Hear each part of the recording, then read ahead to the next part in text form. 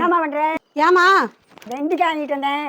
இஞ்சி வெண்டிக்காய் அந்த பக்கத்து வீட்டு பொண்ணு ஆஞ்சிச்சுமா, சரின்னு 10 ரூபா கொடுத்து வாங்கிட்டு வந்தேன். இதை போட்டு புளி குழம்பு போயுமா, மீன் குழம்பு மாதிரி இருக்கும். இஞ்சிக்கா ஆமாம்மா மணி 1:15 ஆயிட்டு. இந்த பார்சல்லாம் போகிறதுக்கு லேட் ஆயிட்டுமா. நானும் இன்னைக்கு சிம்பிளாக தான் சமைக்கலான்ட்டு இருந்தேன். இவ்வளோ நேரம் தான் பாட்டல் போட்டுட்டியே.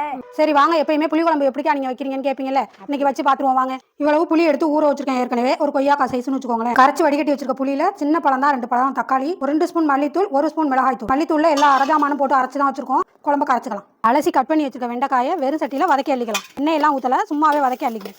இது மாதிரி ஒரு நிமிஷம் நல்லா வதக்கிட்டு குழம்புல போடையில அது ஒரு வாசமாக அருமையாக இருக்கும். குழம்பு தாளிச்சு விட்டுலாம்.